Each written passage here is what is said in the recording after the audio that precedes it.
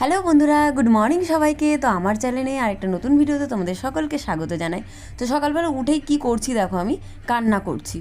মনে এত খারাপ ছিল, তো কান্না করছি। তো কালকে যখন ভয়েসটা দিতে এসেছি তখন ভিডিওটা দেখেই আমি হাসছিলাম, তো ভাবলাম তোমাদের সঙ্গে একটু শেয়ার করেই নিই। তো যাই হোক, কম বেশি সবার মনেই কষ্ট থাকে, তাই কি না বলো?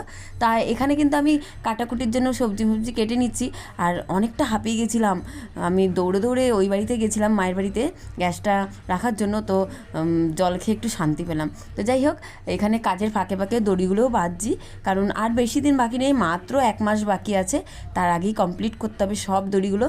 আমরা তো দোকান লাগাবো বিপত্তারিণী পুজোর, তার জন্য আরও অনেক কাজ বাকি আছে, সেগুলোও করতে হবে।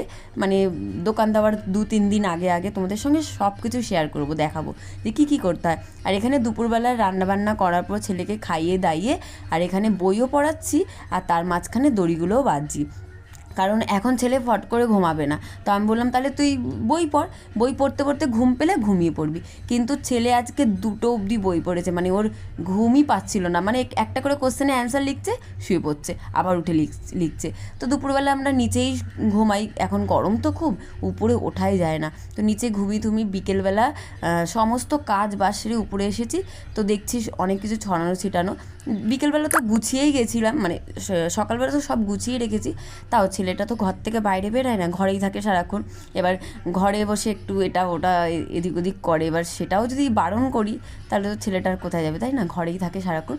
তো বিকেলবেলা সব গুছি নিলাম। এই চাদরটা কেচেছিলাম, তো শুকিয়ে গেছে, ওই চাদরটাও ভাঁজ করে রাখছি। তো এই হলো আমাদের ছোট্ট সংসার, সুখে দুঃখে আছি কোনো রকম। তো আগে টাকা পয়সার অতটাও প্রবলেম ছিল, চলে যেত মোটামুটি, কিন্তু এখন দোকানের মানে খুব কম বেচাকেনা হয়ে গেছে, খুব অসুবিধায় মানে পড়ে আছি আমরা, খুবই। তো যাই হোক, যেমনভাবে চলছে আমাদের জীবনটা। তো এই যে আমি এখন চুলে একটু তেল লাগিয়ে নিলাম, তেল লাগিয়ে আর বেঁধে নিয়েছি চুলটা, পরে ভালো করে আঁচড়ে নেবো। তো এখন এই সন্ধেবেলা সন্ধে দিচ্ছি। তো আমার ছেলে এই ভিডিওটা করেছে, কখন করেছে আমি নিজেও জানি না, দেখছে যে আমি ভিডিও করছি, ও টুক করে নিয়েছে। তো যাই হোক, বিকেলবেলাও একটু পড়তে বসিয়েছি, কারণ ছেলের পড়াশুনোর অনেকটা চাপ আছে, অনেকটা। যদি সকাল বিকেল করে পড়তে না বসাই তো একটু অসুবিধা হয়ে যাবে, কারণ এবার স্কুল গরমের ছুটিটা কাটলে, স্কুল খুললেই কদিন পরে আবার পরীক্ষা বসবে, তখন আরও প্রবলেম হয়ে যাবে।